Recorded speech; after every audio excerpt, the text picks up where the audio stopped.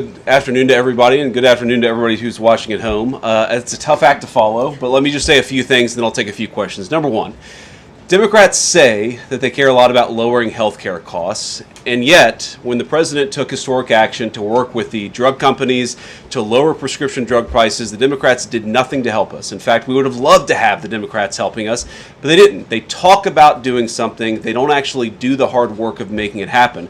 What they have done instead is to shut down the government because we won't give billions of dollars to healthcare funding for illegal aliens. That is what has actually happened.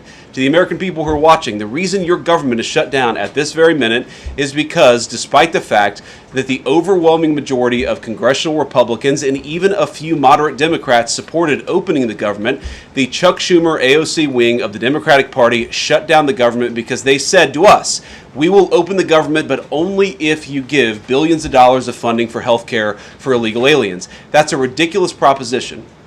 Let me say two other quick things, and then again, I'll take some questions. Number one, we all understand that Democrats and Republicans have policy disagreements. The Democrats want to do things. Look, when Chuck Schumer and Hakeem Jeffries were in here a couple of days ago, they made some suggestions that the president was more than happy to say, yes, let's sit down and talk about how we can solve the healthcare crisis that we inherited from the Biden administration. But it's one thing to say that we should solve the healthcare crisis for Americans. It's another thing to say that we're going to shut down the government unless we give the Democrats every single thing that they want, which, as Caroline says, includes giving billions of dollars of taxpayer funding for health care for illegal migrants. That's ridiculous. You don't have policy disagreements that serve as the basis for a government shutdown. Let's have the conversation about how to fix American health care, about how to make health care more accessible. As the president showed, he's more than willing to act on behalf of the American people for this very reason. What you don't do is say, unless you do exactly what we want to do as congressional Democrats,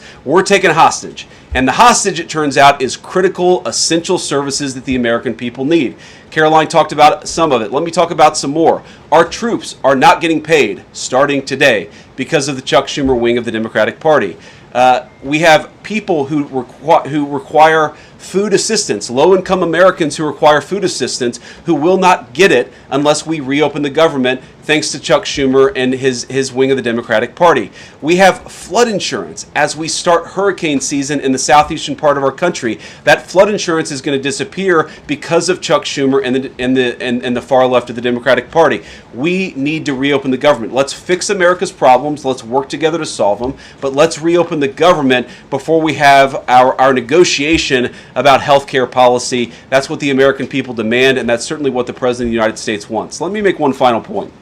I think a lot of Americans are asking themselves, why did this happen? Why did the Democrats shut down the government despite, as Caroline said, voting on the exact same piece of legislation 6 months ago? And there are a lot of different spins that we can put on it, a lot of different answers that we could give, all of them true. One answer I already gave is that they want to give health care benefits to illegal aliens. That is true.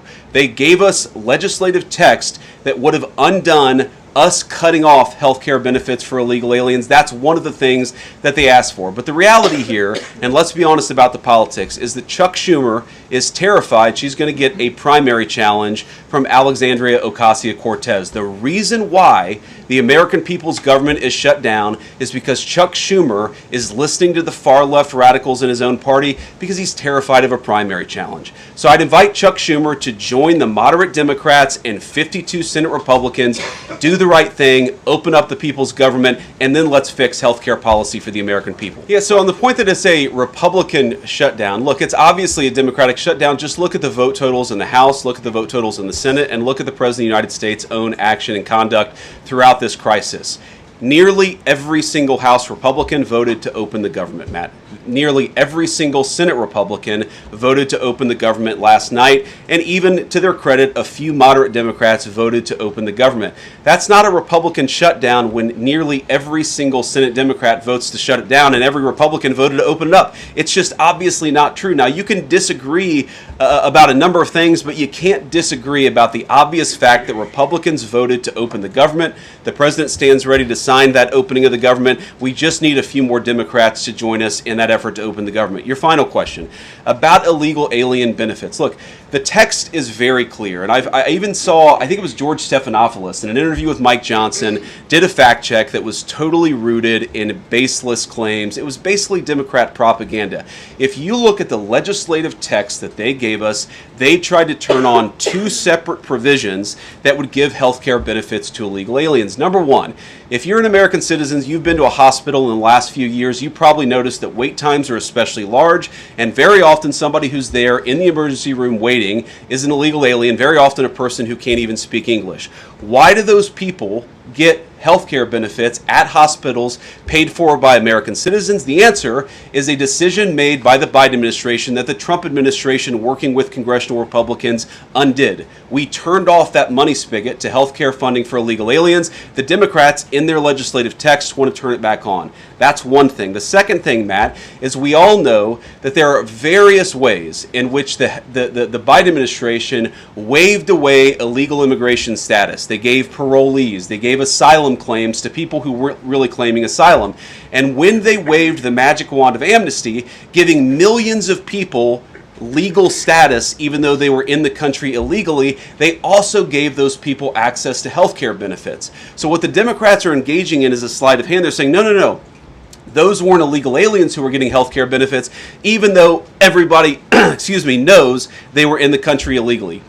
It's a lie told by the Democrats that they're not trying to give health care benefits to illegal aliens. It's a lie that is obviously untrue if you just look at the text that they gave us, and all you have to do is understand that this is about who benefits. We think the American people's government ought to benefit American citizens. The Democrats are willing to shut it down to benefit illegal aliens. The contrast couldn't be more clear. We have to actually do a little triage to make sure the most critical and most essential services are provided.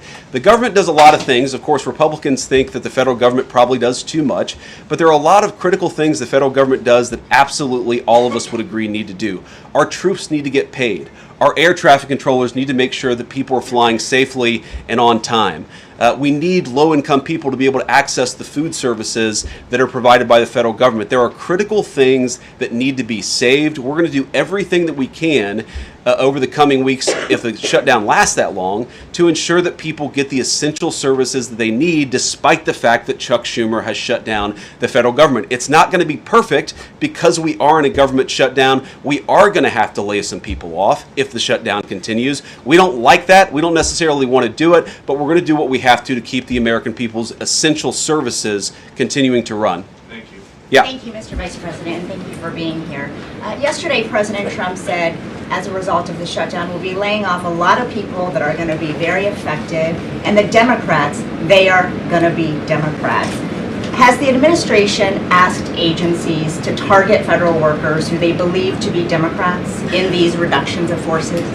We're not targeting federal agencies based on politics. We're targeting the people's government so that as much as possible of the essential services can continue to function. That is the question the president has asked the entire government, is fundamentally, okay, we're in a shutdown. That causes some problems. The troops aren't getting paid. There's nothing that we can do about that while the government is shut down. But there are essential services that we want to make sure as much as possible they still continue to function. That is the principle that's driving us forward during this shutdown. It's going to continue to be the principle that drives us forward. But let's be honest. If this thing drags on for another few days or, God forbid, another few weeks, we are going to have to lay people off. We're going to have to save money in some places so the essential services don't get turned off in other places. That is the reality of the government shutdown that Chuck Schumer and the Democrats have foisted upon the administration. Well, I think all the president is saying, Phil, is that he wants to make sure the American people's government functions as well as it can, despite the fact that we're in a shutdown.